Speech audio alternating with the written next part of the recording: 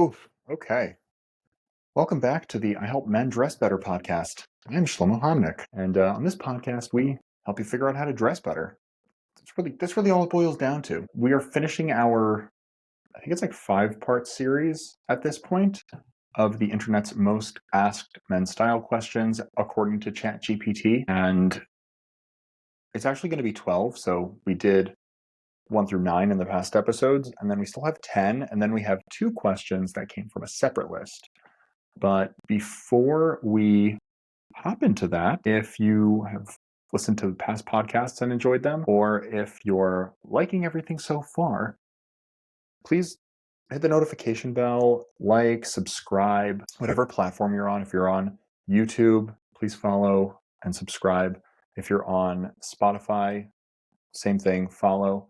And if you would like to follow me on a social media, if you're not already, go check me out on my LinkedIn, Shlomo Homnick, big pink banner, can't miss it.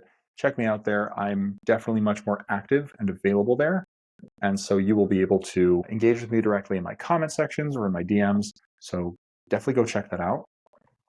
And now, on to the episode. Yay! So today we're going to be handling our pleated trousers in style and what is business casual attire for men, as well as are suspenders more formal than belts? The answers may shock you. So, starting off with the 10th question of the first list, are pleated trousers still in style? This is what ChatGPT has to say. Pleated trousers have made a comeback in modern fashion. They offer comfort and classic look, especially when tailored well. So, are pleated trousers in style? They have made a comeback in modern fashion. That is true. But I think there's a little bit more to it. My approach to style doesn't worry too much about trends, or at least it doesn't consider trends in the way that I think maybe you've come across before. So for a lot of people, trends are fashion. That's it. Like what is trending, like that's what's out there. And for a lot of people, whatever was cool or trending when they were a teenager to early 20s is usually what just locks into their brain as style and just kind of sits there forever. And that's why you'll see guys from the 80s who still dress like the 80s and guys from the 2000s. Now we're seeing it come up with millennials, my generation, where everyone is still dressing like it's 2006, and it's great. It's great. We we love it. We love to see it. So pleated pants were definitely in style more in the 30s, 40s, and then again in the 90s and the 80s and 90s. And I think that that is where they went, quote unquote, wrong for a lot of people. When I was growing up, pleated pants were just awful because we still had the 1990s version of pleated pants, which were low rise. So the rise is how high or low waisted pants are. And when pants are low waisted and then you add pleats, what pleats do is they expand the area. So if you're wearing a low waisted pant, those pleats are actually just adding width to the thighs. It's not a very flattering look. And I think that that is why a lot of people have very negative associations with pleated pants. You think about them a lot with sort of heavier individuals or older individuals, and I think in my mind's eye, when I imagine bad pleated pants, they're very, very baggy. They're too long. They're very slouchy and shapeless, and they're not really doing anything except looking terrible. And so when most people ask, are pleats back in style? They're usually coming from that direction where maybe they grew up in a generation where pleats were in style and they've kind of fallen out for around 20 years. And their concept of pleats is this kind of badly fit version. And I think that that's the same thing that stops a lot of people from wanting to wear pleats. And also younger generations wondering, like, are they in style and what would that even look like and how could that even be good? The way that I wear pleats, and I love pleated pants. I've worn a number of them, and they're actually a style that I personally like for myself, although I don't know if I have any at the moment. But when the way pleats look really good is when they are put together with a high-rise pant, when they're put together with a higher waist. So when you have a high-waisted pant and then pleats, instead of opening up the thigh, they open up the hips. And for most people, and this is, I think, especially relevant for lifters, like guys who lift weights, if you have bigger legs, if you naturally have bigger legs, or you are a weightlifter, a lot of guys struggle with their waist to hips, that transition. They struggle with that, especially when they have bigger legs. So if you have a small waist, kind of bigger hips and rear and legs, what pleats actually do is they look really elegant. They look really nice because the waist is holding your waist tight and the pants are fitting in your thighs and hips, and the pleats are allowing them to drape. The pleats are allowing it to open in that area where your waist is getting bigger into your hips. And that actually looks very elegant and very nice and very put together, which is in very stark contrast to, I think, what most people imagine, which, like I said, is that low rise with the pleats making your thighs look big and kind of making your body look short and just disproportionate and baggy and unkempt and bad. So to me, pleats never really go in and out of style. The way I look at it is if pleats are right for your body, they will always look good on your body. And anyone who's telling you that they're not in style or that there's a problem with that, they're really just coming from a place of judgment and not really like a growth mindset. Whereas if you're just a little bit more open, then, and curious, you might be able to see that, oh, okay, this actually looks good on this person. Like, pleats actually make sense. Pleats make sense on this person. I wonder why.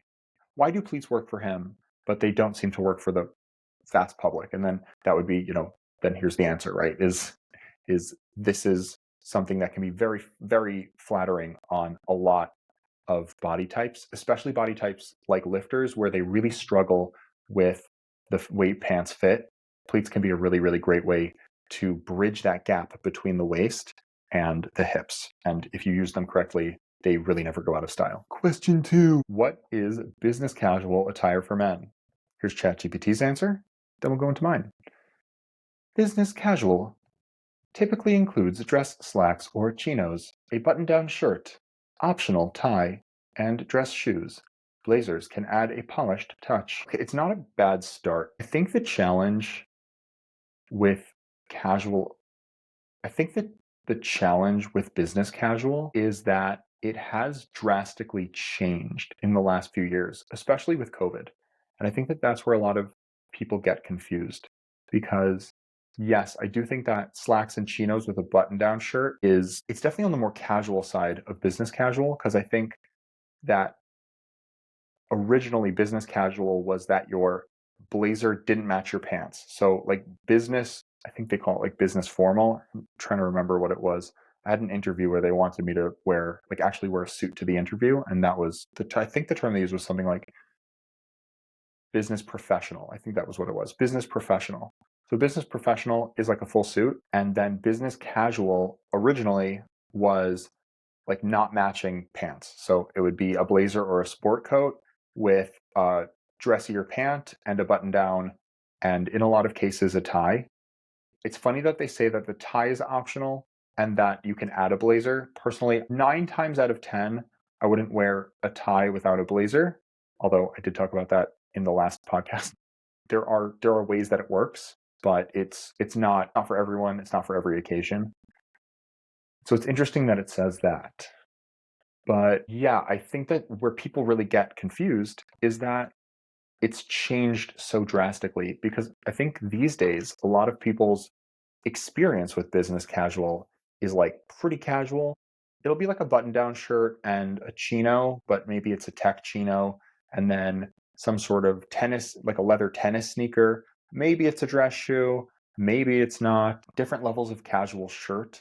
There's really we really reached a point where it's almost like there's too much being left up to interpretation. There's not enough guidelines for the average person to know exactly what they're supposed to do. And I think that the people who have style or take risks, they've always use the guidelines as a jumping off point to make a statement. So I don't think it really affects them because they're usually the ones who can figure out a way to make whatever's going on cool. But yeah, I think this question doesn't have a great answer because we're in a place in time where the question has where the answer has been expanded so much that we don't actually have a clear answer.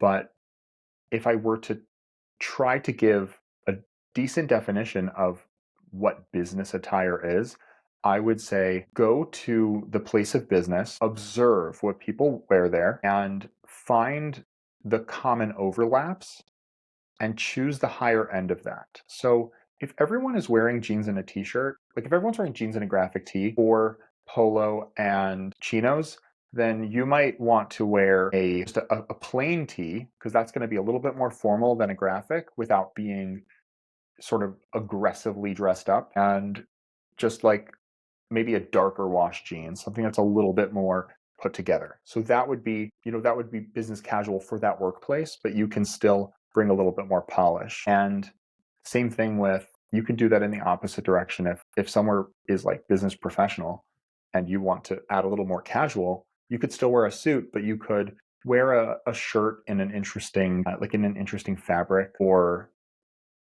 choose suit details that are very subtle but a little bit less formal. There's ways that you can play around, but I would say these days when everything is so amorphous, if you're someone who cares about how you look, go in, figure out what everyone wears and figure out what the people on your level wear, what the managers wear, and don't wear what the managers wear because people will usually single you out as someone who's trying to go for that position, but wear something in between. Find something that's like an elevated version of what the people on your level are wearing, and maybe grab a few pieces or make a few references to what managers are wearing. But obviously a lot of this is a case by case basis, and if you really wanted to figure out like what it is for you, that would be something that like we could work one on one on.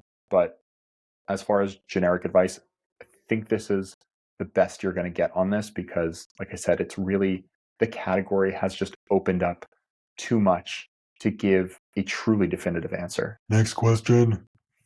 Are suspenders more formal than belts?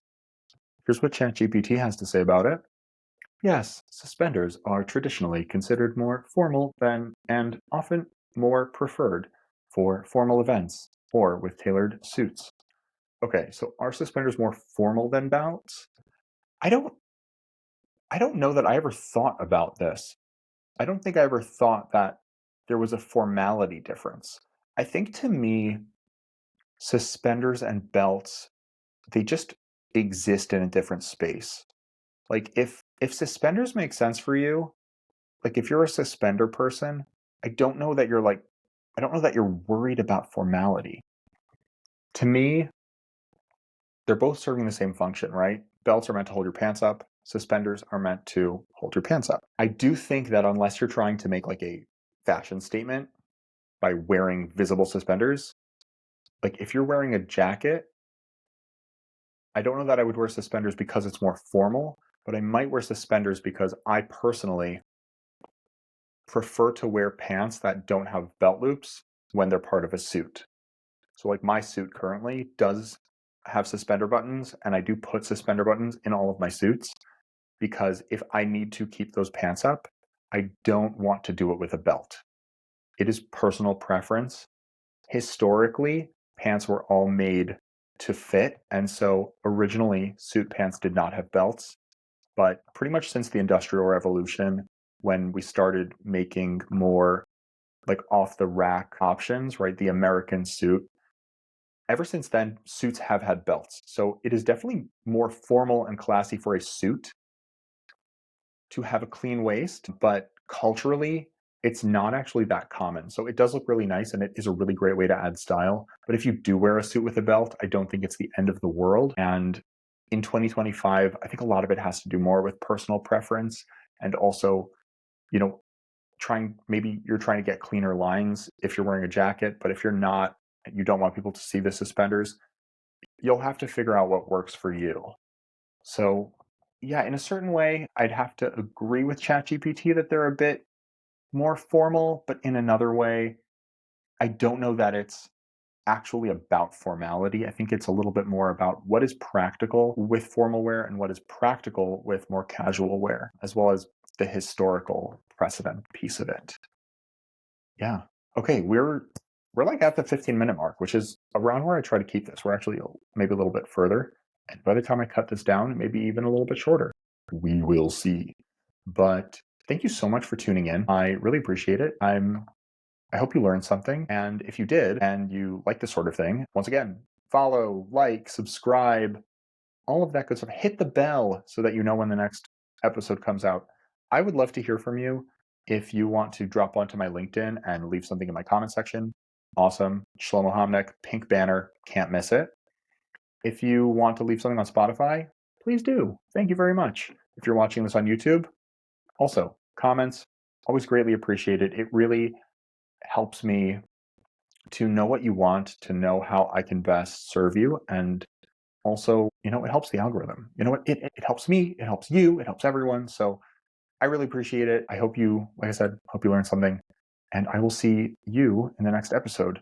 And if you are curious about ways to work with me, check out my LinkedIn. That's going to be the best way to get there.